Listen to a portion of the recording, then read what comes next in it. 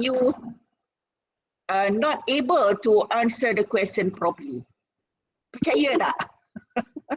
Selalunya macam itulah. Alright. So, nak tak nak, you have to attend my class at least for the next 3 more weeks, and also remember we still have 2 more weeks, and then the material that I need to cover for the rest of our lecture week, okay, towards the end of the semester, everything will be covered in your final exam. Okay, so meaning that you will not be able to miss out my class. All right.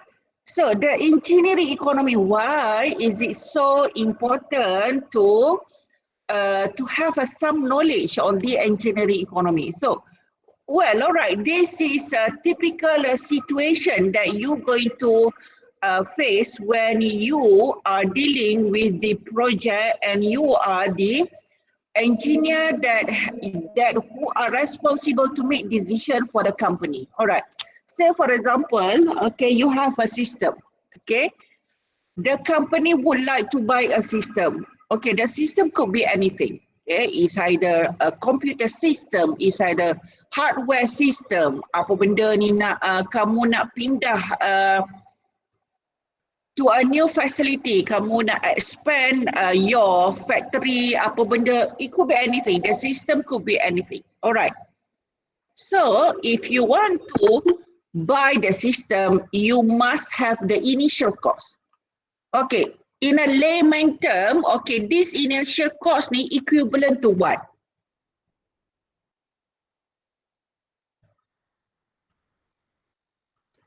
Hello? Halo? Halo? Ada orang tak ada ni? Ada. Initial cost ni equivalent to what? So this initial cost, kamu bayangkanlah apa benda, you can imagine anything. So what is this initial cost yang kamu bayangkan? Before you start anything, you must have that initial cost.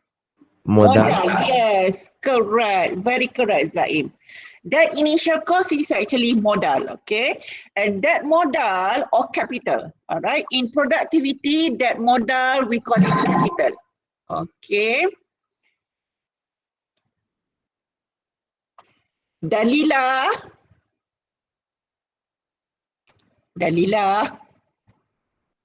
Doktor. Kenapa masuk lambat? Tadi buat sarapan kan? Tadi connect wifi tak dapat-dapat. Dari pukul berapa connect wifi tak dapat-dapat? Tapi lambat saya connect pukul 8. Sorry doktor. Aduh. Hujan ke UTM hari ni? Tak pun. Saya lambat. Subuh tak? Subuh. Puasa doktor. Oh, puasa. Subuh awal tidur. Sambung Okay. So this modal alright. This modal in productivity topic, this modal we call it capital. Okay. In any business, if you want to start up a new business, you must have the initial cost or the capital. Alright. And the operation cost. Okay. Literally, what can you understand from the word operation cost? Literally, secara bahasanya, apa yang awak boleh faham dari kos operasi? Apa dia?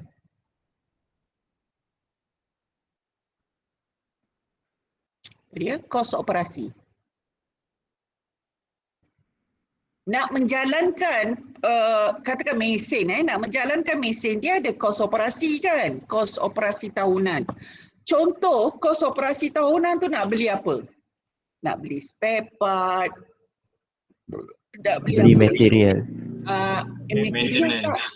Material tak? Material tu itu dipanggil sebagai variable cost. Bukan. Yang ni, operation cost ni, kita nak menjalankan satu-satu mesin atau premis tu, dia kena ada operation cost. Dan kita nak buat monthly maintenance ke, kita nak buat apa, jadi kita perlukan operation cost. Operation cost. Lê Wen Hao. Lê Wen Hao. Yes, doctor. Kenapa lambat? Oh, just now I go berak. Why? Don't use the word berak lah, Lê Wen Hao. You are so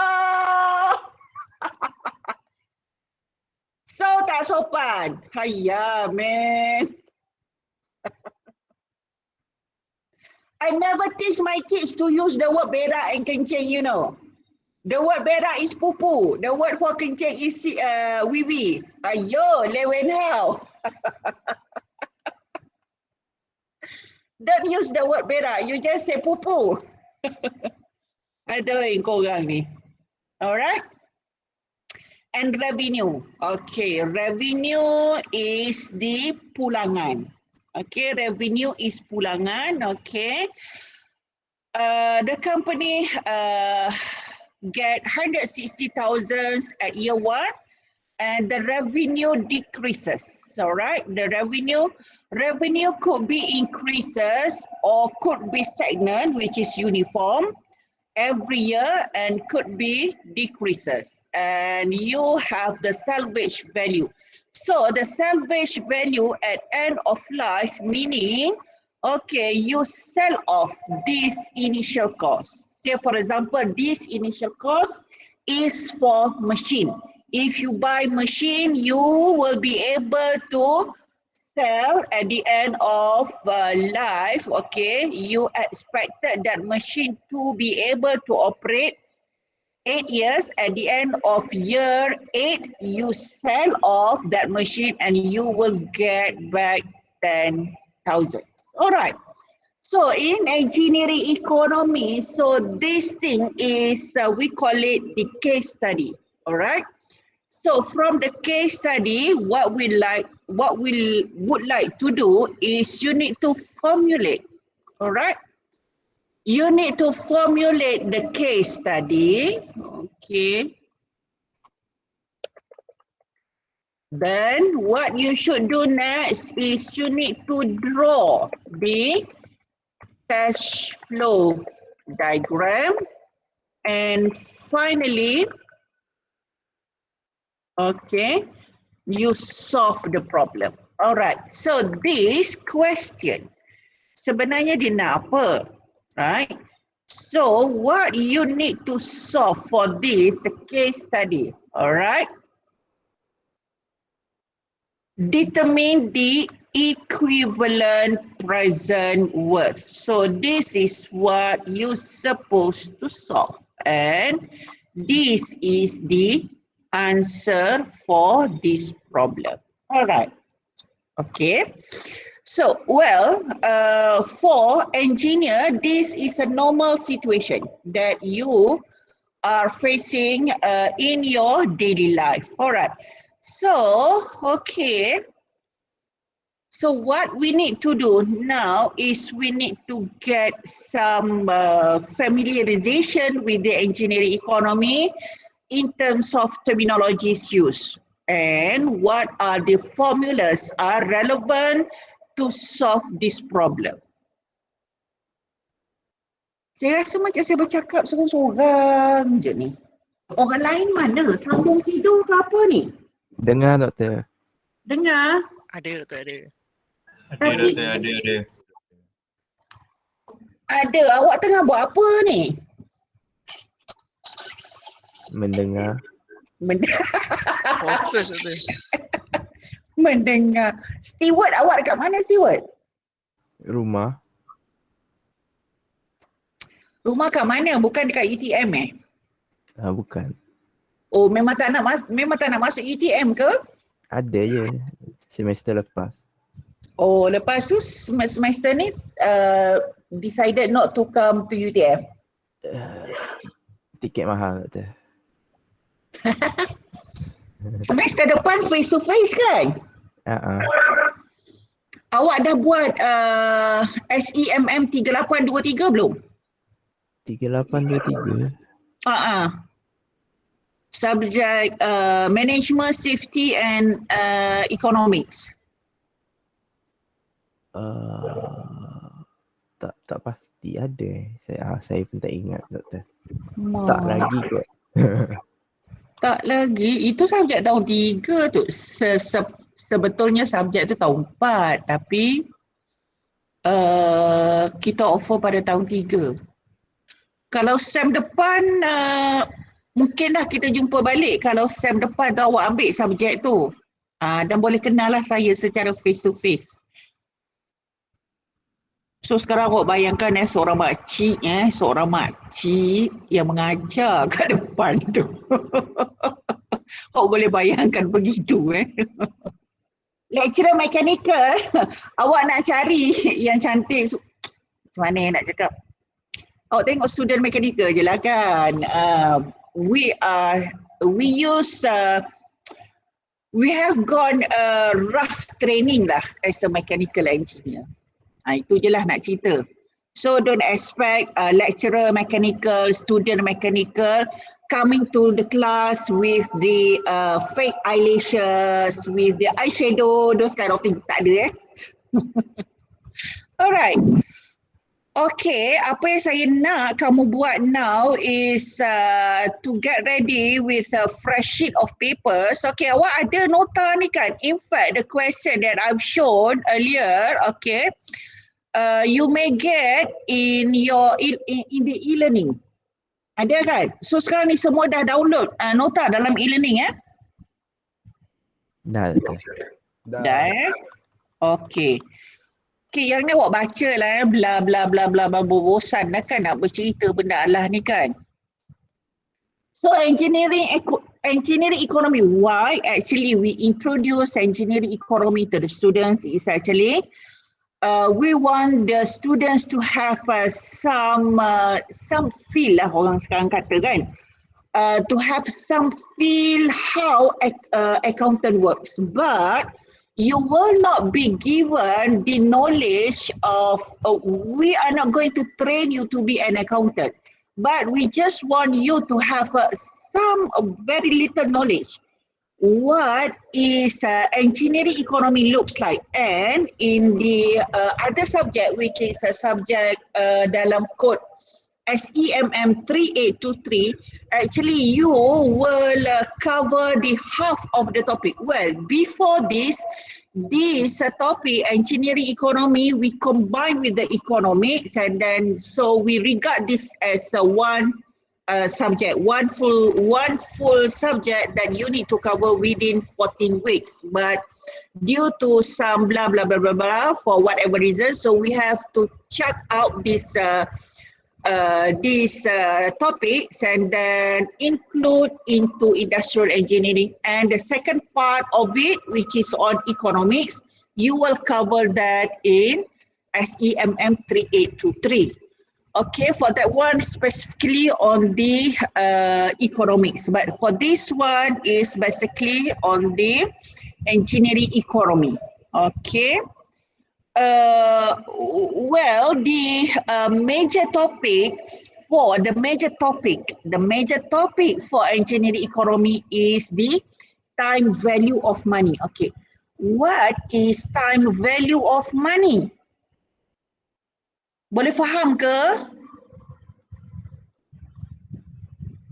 Boleh faham ke? Saya boleh Okay, the most concerned topic is time value of money. Why time value of money is considered as very important?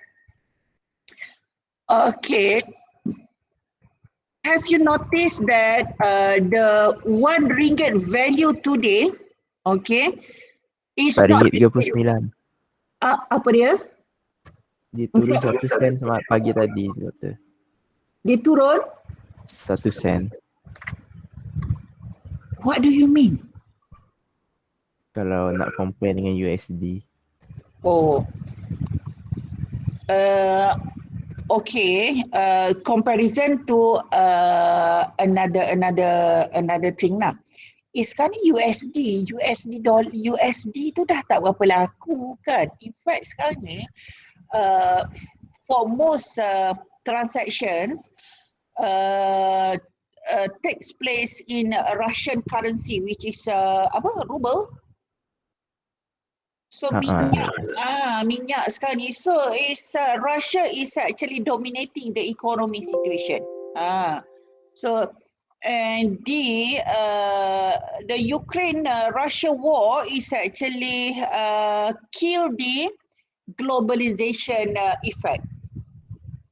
And in fact, the war is actually initiated by US. So now Russian actually is not is not having a war with the Ukraine, but actually Russian is actually having a war with the US. So that is the situation lah. Kalau kita baca dalam news tu, you don't look news in CNN apa semua tu. You go for orang kata underground punya news lah.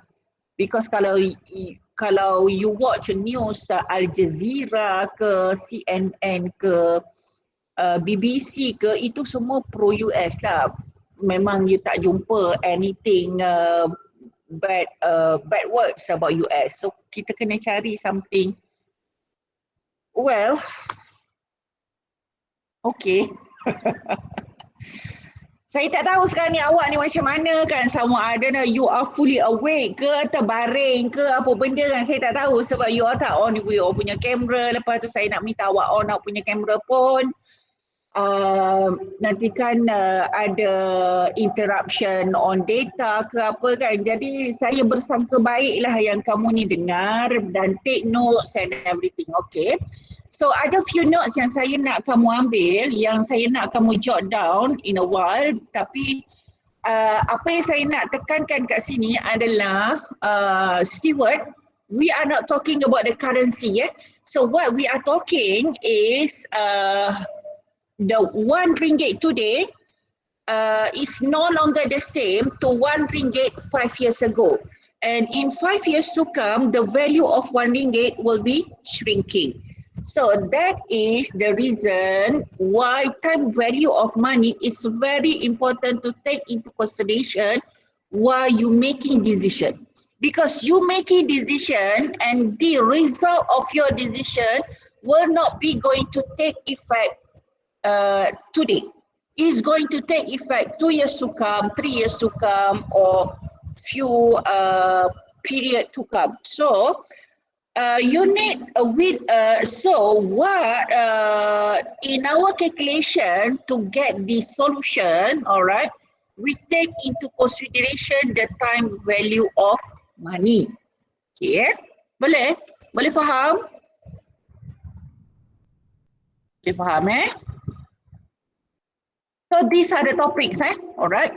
So these are the topics that you're going to cover for the whole semester, for the whole engineering economy topics. Okay, I want you to write this down. Okay, simple growth, compounded growth, and semua ni. Dan you may think lah, okay.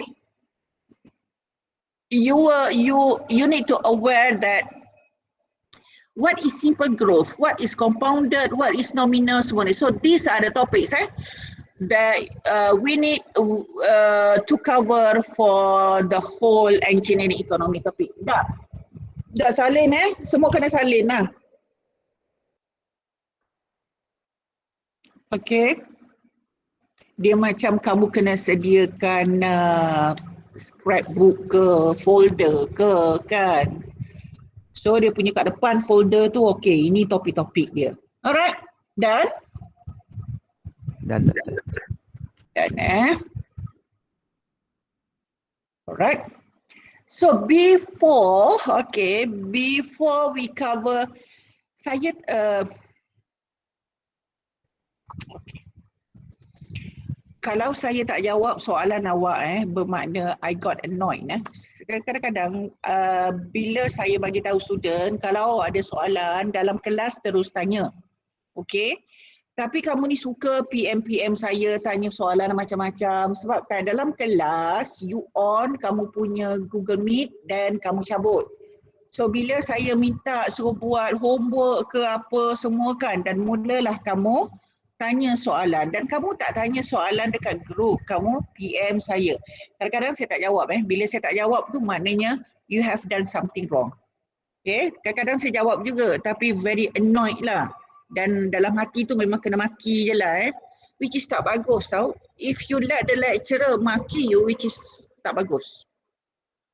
Alright, so these are the topics that we want to cover, okay, before we go to what is simple growth, what is compounded growth, so and so, blah, blah, blah, blah. Okay, remember just now, okay,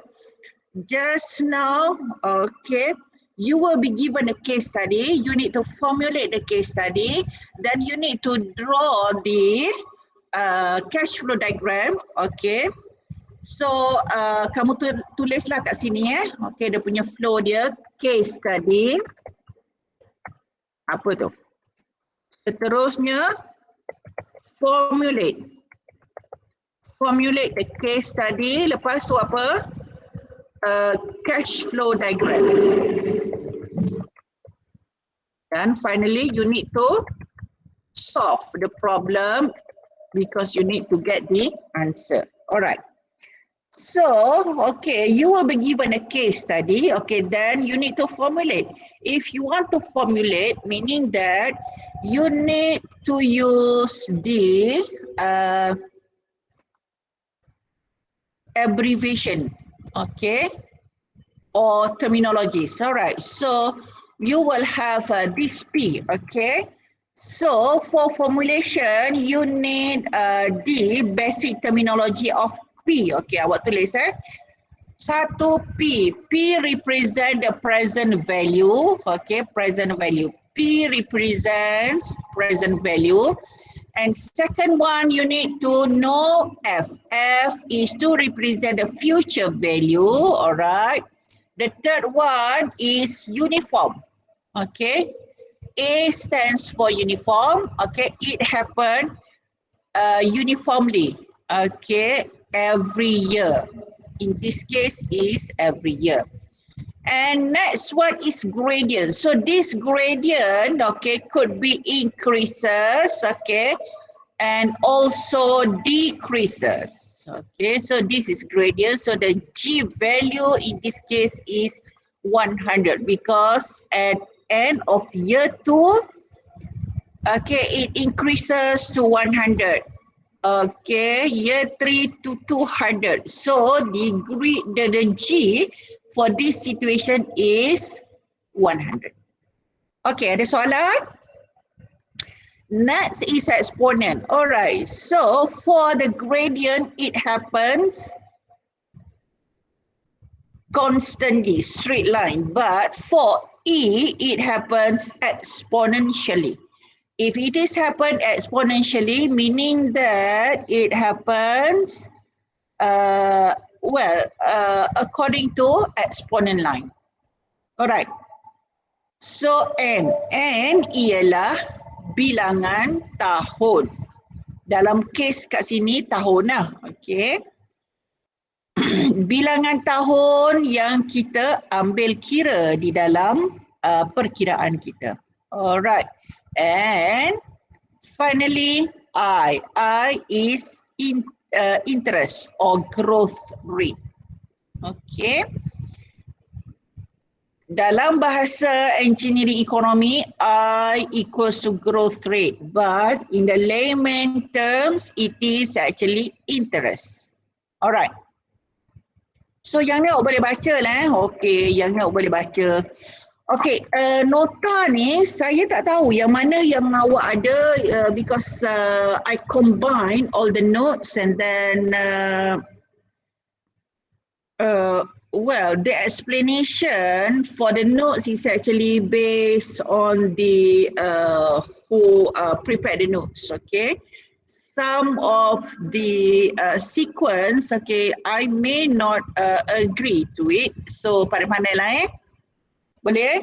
So this one you may read through this one. Okay, this one as well. Okay, this one is the demonstration to show the simple growth. Okay, remember the first topic that you need to cover is simple growth followed by compounded growth. Jadi apa yang kita nak buat kat sini adalah simple growth. Okay, kita nak tengok simple growth dulu So first thing first, okay, we need to differentiate between this simple and compounded growth. So what is the meaning of the simple growth? Okay, so the growth formula is actually principles, multiple unit time and multiple growth rate. Okay, you will not use this formula, so don't bother about it. So you just make sure you understand the meaning for growth is actually principal multiple to the unit time and multiple to the growth rate. Okay, so this is unit time which is n, the growth rate is I. So this principal is some amount of money that you have, right? So okay, a company provides loan for workers with a payback scheme based on simple growth. Determines the amount owed by a worker if he borrowed 2,000. So this is principal, all right, for 5 years. So this is N at a growth rate. So this is I equals to 10%. All right, so at the end of year 5, so how much does this company or how much does the worker has to pay to the company? All right, so growth each year is 2,000. Okay, you multiply to the growth rate and multiply to the year, which is 5. So this is actually the extra money that the workers has to pay the company. Okay, year 0, okay, you receive 2,000. All right. And at the end of year 5, you need to pay out the company 3,000. All right, which you need to pay extra or additional 1,000. So that 1,000 is actually interest. Okay, in a layman terms, we call it interest. All right. But the simple growth actually does not happen in our daily life. What you will get from the bank charge you compoundedly. All right. So for the compounded situation, okay, you will get a formula, okay, to calculate based on the compounded growth. But here, what we show you is only for you to get the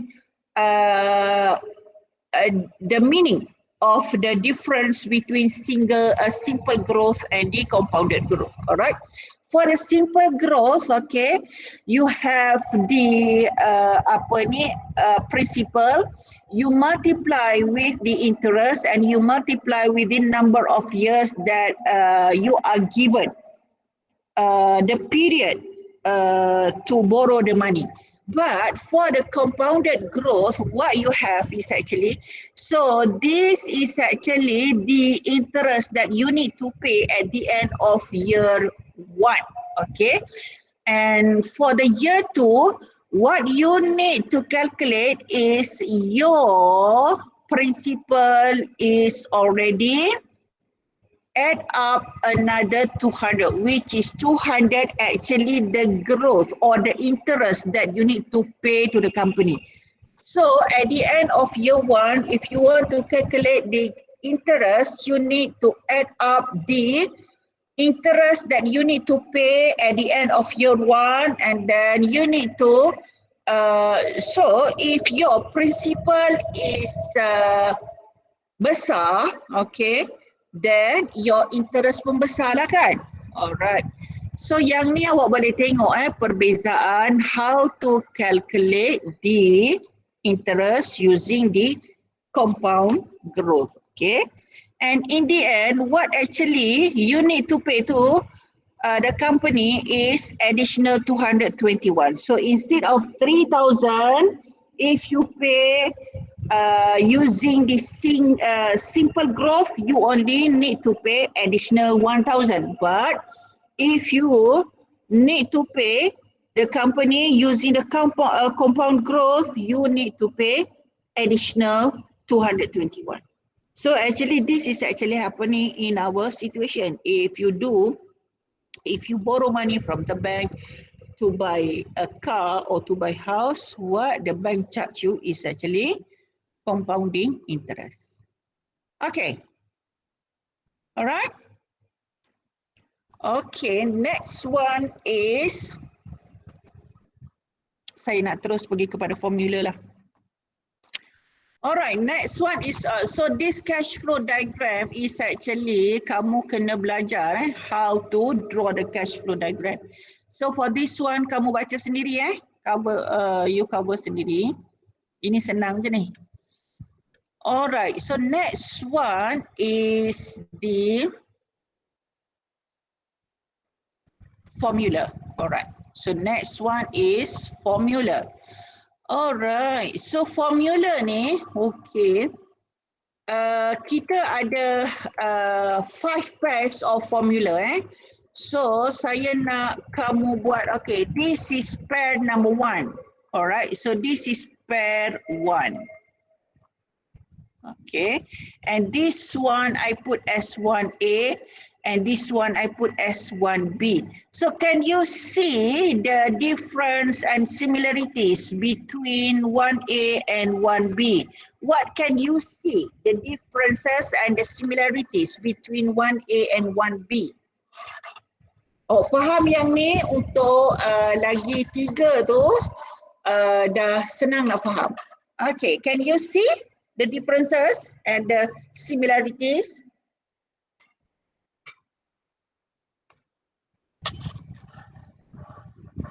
For this one, I put that unknown.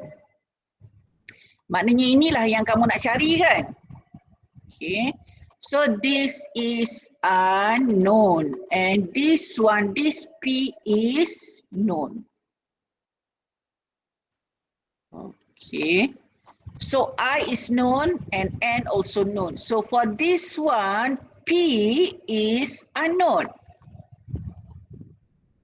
And F is known. Okay. So what's the difference? Susunan. Susunan. What do you mean by susunan? Yang first tu kita nak cari F. So kita darab P darab dengan 1 tambah 1 I tu kuasa N. Yang satu lagi tu P, basically yang sebelah tu bawa ke kiri. So this whole thing you bring over here kan? Ya. Itu je. Alright. So you write it down. This is 1A and 1B. Okay. Next you have 2A and 2B. So this one is 2A, okay. Tulis 2A and 2B, okay. On one fresh sheet of paper, awak tulis formula ni, okay. Alright, remember when you do the calculation, okay, in your test and in your final exam, you must write it down the value for this one. Jangan kamu tulis formula and then bagi final answer, okay. What's happening in your calculator, we do not know. So, actually, jalan kerja untuk dapat this one, let's say the marks for this one is 10 marks, okay? So, yang ni you will get only 1 mark sahaja. Okay, so 4 marks will be given to the cash flow diagram, okay?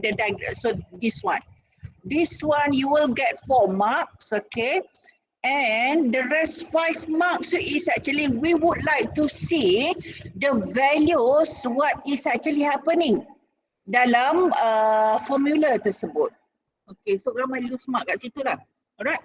If you see the difference between 2A and 2B here is only the susunan, the formula.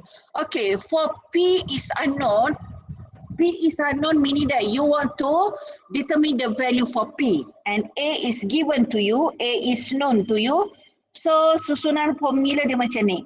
But if you reverse the formula, okay, where you want to know the value of A or D, A is unknown and P is known, so you bring everything this to here, what you see is terbalik.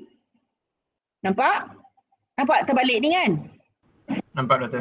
Yang ni Nampak, yang doktor. atas, okay. So bila dekat sini, bila dekat B dia dah jadi bawah. Dekat A, 2A yang ini kat bawah kan. Dekat 2B dia dah jadi dekat atas. Alright? You got it? Yes, So doktor. okay, so that is the reason why I put 2A and 2B. So next one is I put this one as 3A and 3B. Alright, this one is 3A and 3B. Dah, salin. Salin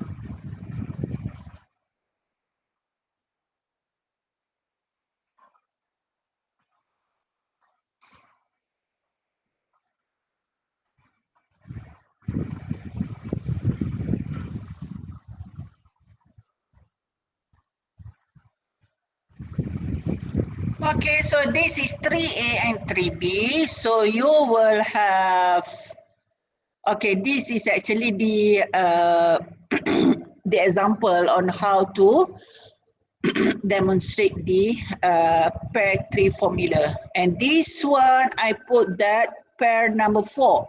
So this is 4A and 4B. Okay? Dah? Are you done? Not yet doktor. Okay.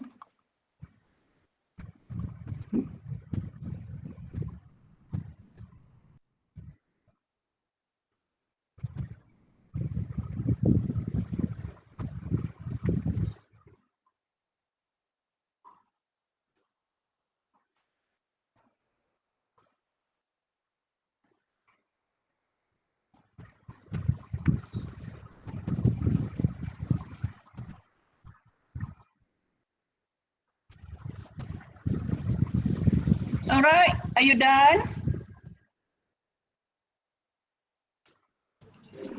Okay doktor. All right, good. So that is for pair number 4. Okay. Alright, dalam masa yang sama boleh tulis nama for attendance today. I give you only 2 minutes. Can you write your name now? Siapa yang lambat tu, biasanya saya tak ambil kira lah sebab mungkin kamu dah pergi mana-mana kan, tak masuk pun kelas. Alright. So this is pair number 5. Alright, so this is pair number 5. Finally, this is pair number 5. Okay, can you write it down? Pair number 5.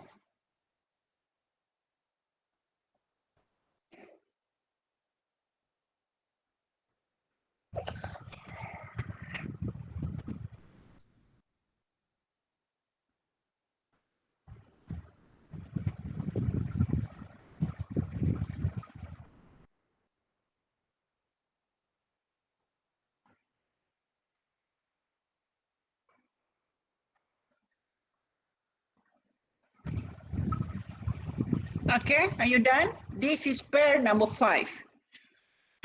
Basically, we have only 5 pairs, all right?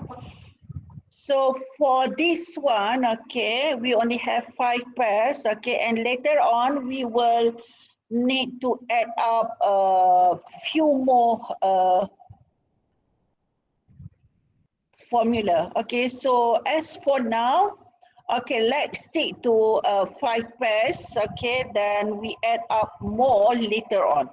All right. Okay, so you can read through the example, okay. So there are so many examples in your notes, okay, you can read through. I will not cover every single page of your notes, okay. All right, so for this one, okay, can you cross out this capitalized cost for the time being? Because I would like to come back to this capitalized cost later on after we have covered a few examples on how to demonstrate the first 5 pairs of formula. Then we come back to this capitalized cost. So you just cross out this capitalized cost. Boleh eh?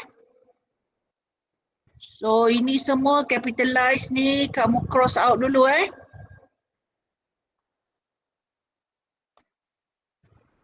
Jumpa tak dalam nota kamu yang ni? Ada jumpa? Ada tak? Ada. There. All right. So these combined factors. All right. So combined factors meaning that you will be given a case study. So in a case study, the formula that you are required to use in order to solve the problem does not limited to pair number 1 or pair number 2 or pair number 3. It could be combination of pair 1, 2, 3, 4 and 5. So that's what we put that as combined factors. All right. So what I want you to do is, you read through these combined factors, and I will explain how to apply this formula. But you actually been given the sort of self-explanatory notes, and these notes actually provided by Dr. Masini. Well, you can read through this combined factor, by yourself, There are some, patutnya dah boleh faham lah sebab detail notes dibagi ni very detail. Alright, so this one you read through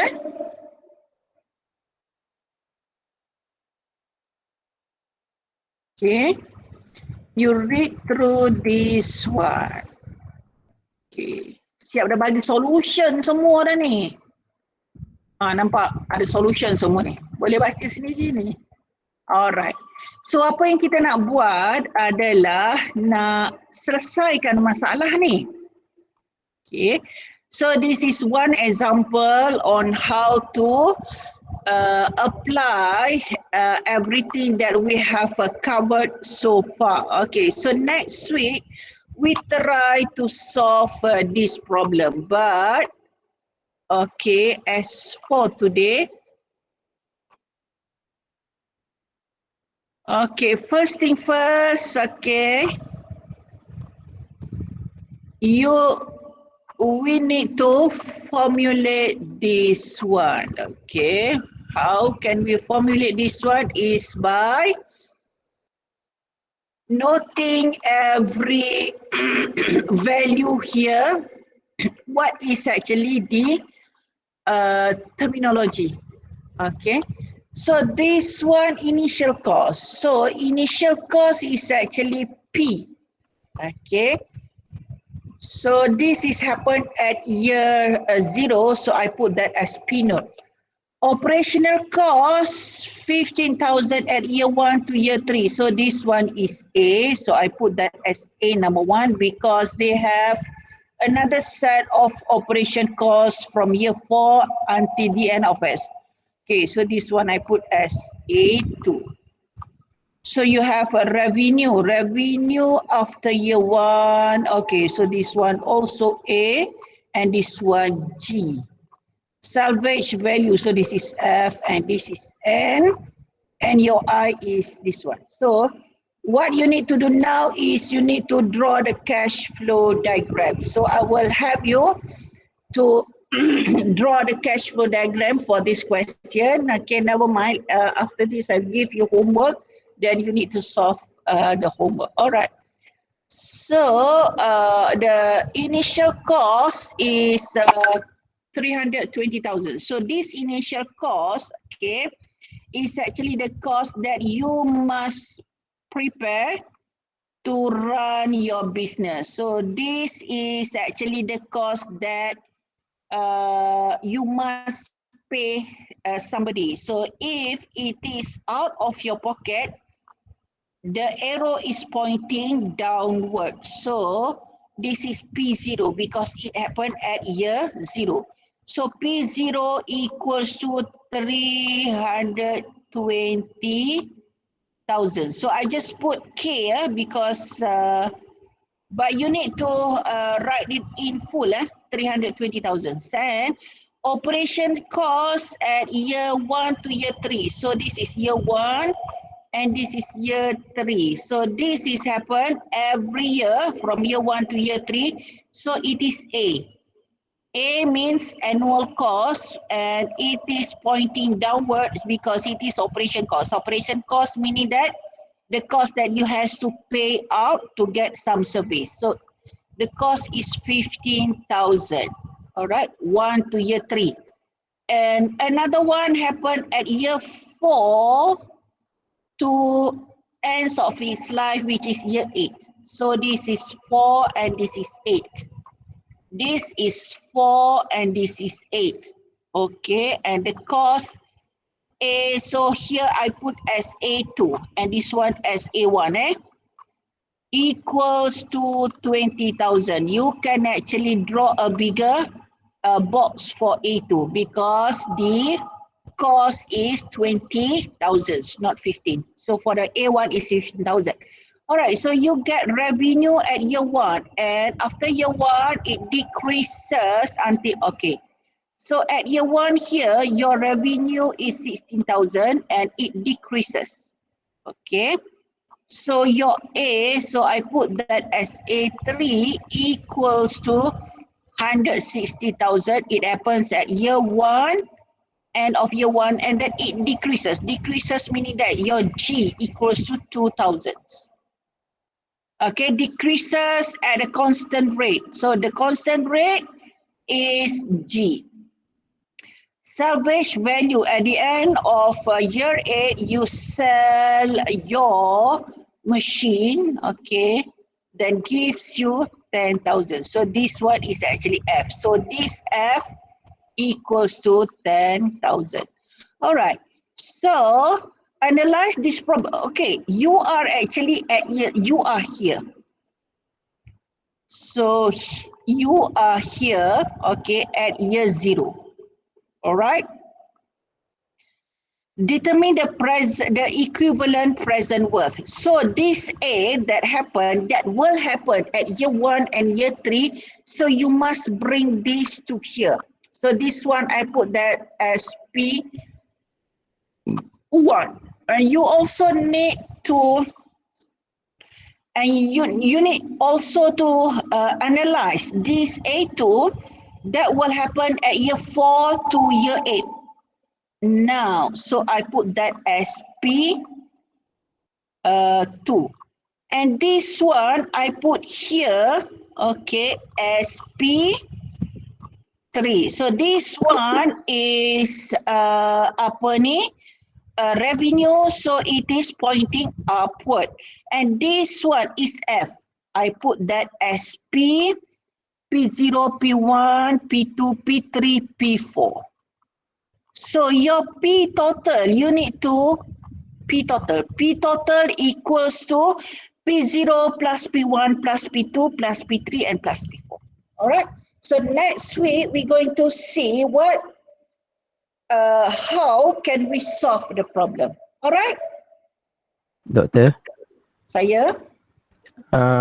contoh tu kan ada arrow pointing downward and another one dekat atas. So maksudnya kalau P yang kat atas tu dia punya sign dia opposite Ada Yeah. negative positive. Yes, kalau P pointing upward meaning that positive. Positive maksud dia money goes into your pocket.